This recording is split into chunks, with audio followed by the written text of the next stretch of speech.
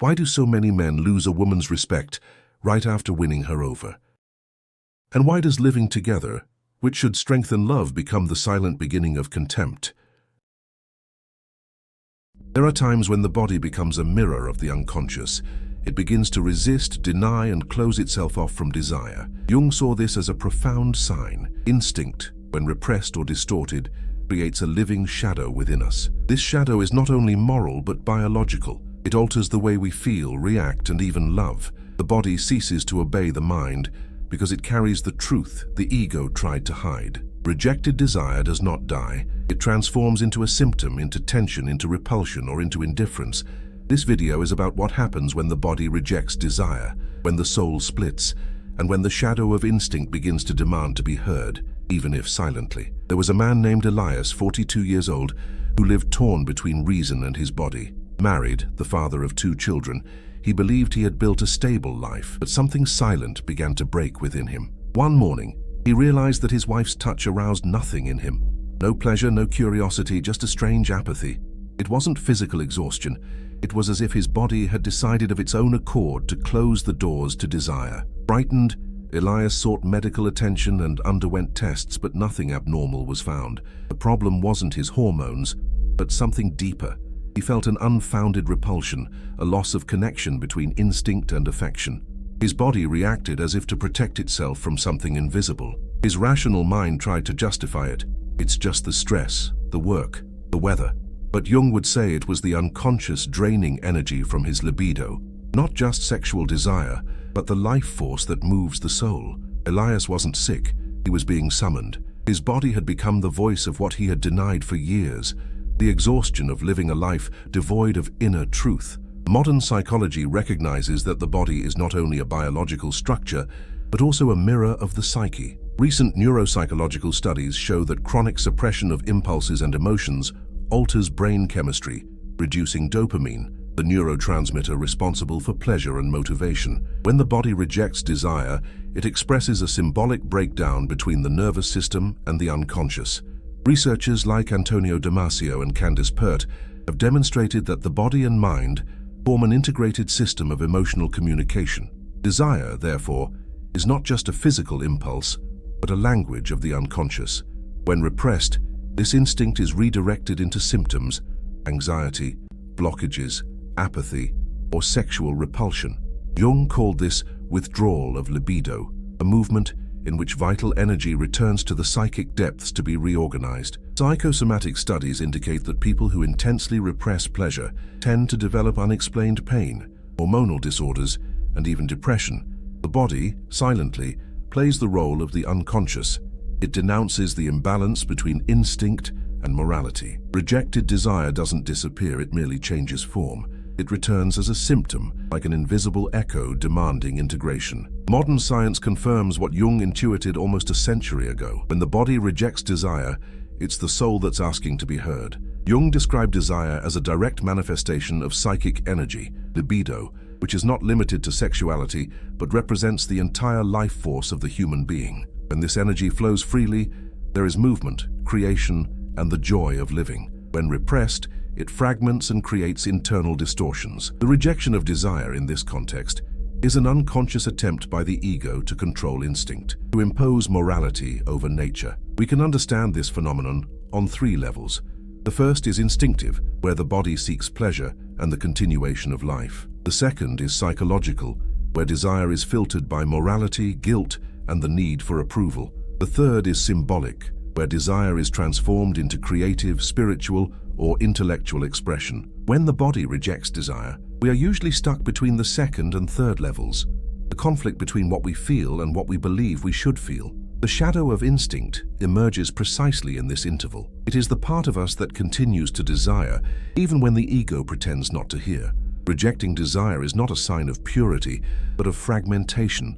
Balance, according to Jung, lies not in mastering instinct, but in integrating it, recognizing that desire is also a form of consciousness, and that the body speaks the language the mind fears to translate. There are 3 main dangers when the body begins to reject desire. The first is psychic dissociation, when the individual separates themselves from their instincts and begins to live artificially. In this condition, pleasure is replaced by duty, and life loses vitality. The person fulfills functions, but no longer feels. This rupture creates a silent existential void, difficult to recognize because society applauds those who control their impulses, even if it means being dead inside. The second danger is moral projection, in which repressed desire is transferred outward. The individual begins to judge in others what they do not accept in themselves. Thus, the severe moralist, the fanatic, or the Puritan often hides an internal conflict with their own body. Jung saw this movement as the root of social hypocrisy. When the shadow is denied, it manifests itself through judgment. The third danger is the collapse of vital energy. The body, prevented from expressing instinct, transforms libido into symptoms. Chronic fatigue, depression, apathy, and psychosomatic disorders emerge. Desire doesn't disappear. It simply changes form, demanding to be acknowledged. When the body rejects desire, it isn't punishing us. It's trying to heal us. But if we resist, the price is soul exhaustion. The transformation process that occurs when the body rejects desire is divided into 3 phases: awakening, confrontation, and reconstruction. In the awakening phase, discomfort arises. The body begins to behave strangely. It denies pleasure, repels touch, and feels repulsed for no reason. This resistance is the call of the unconscious. The individual realizes there is something deeper than a lack of desire. There is a part of the soul that has been neglected. The body becomes the messenger of the truth the mind refuses to hear. In the confrontation phase, the person is forced to face their own contradictions. They discover that the problem isn't the body, but the way it relates to their own instincts. It's a period of tension, shame, and confusion. Jung said that at this point, the shadow presents itself as a mirror, showing not only what we've repressed, but also what we need to integrate. The desire that previously seemed like an enemy begins to reveal its symbolic function. It wants to bring us closer to wholeness. In the reconstruction phase, the individual learns to reconcile instinct with consciousness. Desire ceases to be an adversary and becomes a guide. The body, now listened to, begins to trust the mind again. This integration not only restores pleasure, but also meaning. It is the moment when libido, previously dispersed, reorganizes itself and the human being feels alive again. Among the great thinkers who understood the tension between body and desire, Friedrich Nietzsche stood out for proposing the reconciliation of instinct and consciousness as a path to freedom. For him, denying desire was denying life itself. The philosopher saw moral repression as one of the greatest poisons of the West. Civilized man had learned to tame his impulses to the point of illness. The body became a battleground between what it feels and what the mind allows to feel. Nietzsche called this the morality of the weak, a type of morality that transforms instinct into guilt and pleasure into shame. Man, in trying to be pure, becomes sick. And this is where Jung meets Nietzsche. Both saw a return to instinct as a form of salvation. For Jung, integrating instinct into consciousness was the essential step toward individuation.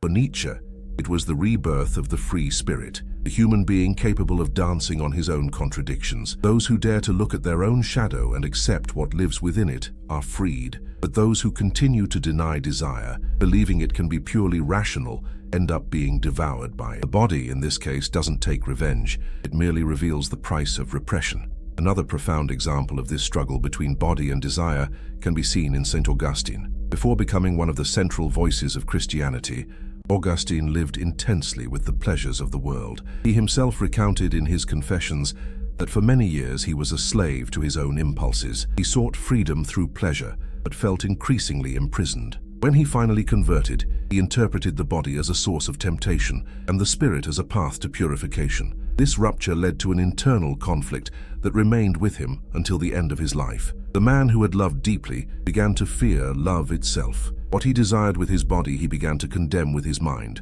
Centuries later, Jung looked at this division and saw in it a symbol of the human drama, the attempt to destroy instinct in the name of purity. For Jung, Augustine did not conquer desire. He merely displaced it into the realm of faith, transforming the vital impulse into spiritual devotion. What Augustine experienced represents the fate of many.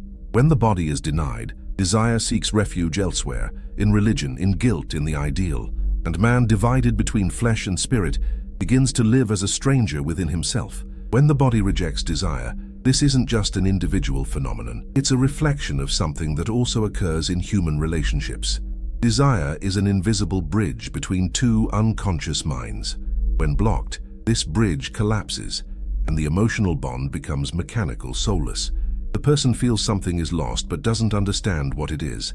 It's the body screaming what the mind refuses to hear, that love cannot survive when instinct is silenced. In emotional relationships, this phenomenon manifests as coldness, distance, and unexplained repulsion. Coexistence becomes a silent war between need and denial. One tries to love, the other doesn't. One seeks touch, the other runs away. And when this disconnection continues, the body transforms repressed desire into symptoms: anxiety, fatigue, physical blockages, hormonal imbalances. The psyche speaks through the flesh. In the social realm, the same mechanism repeats itself. Culture that condemns instinct creates fragmented individuals.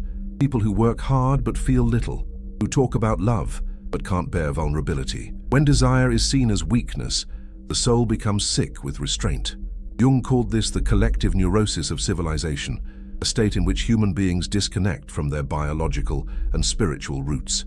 Healing begins when we stop fighting desire and start listening to it. Instinct is not the enemy of reason, it is its foundation. It is the fire that gives life to thought. To repress the body is to deny the very sacredness that dwells within matter. The greatest trap faced by those trying to understand desire is believing it can be completely controlled by reason. This is the central error of the modern psyche, thinking that consciousness dominates everything. Desire, however, is older than the mind. It comes from the depths of life. When we repress it, it doesn't disappear. It simply changes form. It becomes obsession, compulsion, melancholy, self-sabotage. What was exiled to the unconscious returns disguised as virtue, piety, or morality. Another trap is over-spiritualizing the body, seeking to transcend instinct without first understanding it. The result is the same. Desire remains alive, but hidden under the guise of purity. This generates what Jung called spiritual inflation, when the ego believes it has surpassed humanity, but in reality, it has merely denied its own shadow. The third trap is confusing repression with discipline. Discipline arises from integration, from awareness of limits. Repression arises from fear. A disciplined body flows naturally, while a repressed body hardens. And when the body hardens, the soul distances itself. The Jungian path is not to destroy desire, but to transform it into a symbol, an energy that instead of imprisoning, illuminates. Every attempt to nullify instinct is a way of losing life before death. The woman at the beginning of the story, after months of resistance and pain, began to dream repeatedly of a golden serpent watching her silently. In the dream, she felt fear and fascination at the same time. Jung said that symbols are the language of the unconscious, and that this animal represented the instinct that called for reconciliation. Gradually, she understood that the serpent was not a threat, but a guide, the vital energy that had been denied for years. In therapy, she began to allow herself to feel what her body was telling her without judgment. Desire ceased to be an enemy and became a form of dialogue between soul and matter. Physical pain diminished, and her outlook changed. There was no longer guilt in pleasure, but a deep respect for what her body expressed. This process didn't make her impulsive or free in the banal sense, but whole. For the first time, she no longer saw herself as a prisoner of her impulses or a victim of them. She learned that instinct is not the opposite of the spirit. It is its foundation. The body, previously rejected, became a temple once again. Desire, previously seen as a downfall, revealed itself as a bridge. In the end, he realized that what the body rejects is never desire itself, but the lie with which we try to cover it. The body is the oracle of the soul, and it always speaks the truth. Ultimately, understanding desire is understanding life itself. Everything repressed returns. Everything denied seeks expression. The body doesn't lie. It becomes silent when listened to and becomes ill when ignored. Jung said that the path to individuation requires the courage to look at what consciousness rejects, because that's where the soul lies. If this video made you reflect on your own body's silent signals and what it's trying to tell you, don't let that insight fade into oblivion. Subscribe to the channel, share this video, and leave a comment about what's still struggling to accept inside you. Every word you share helps keep this collective quest for self-knowledge alive. Activate the bell to follow the next topics, and join me on this journey of inner deepening. The human psyche is not a puzzle to be solved, but a mystery to be lived, and desire is one of its oldest keys.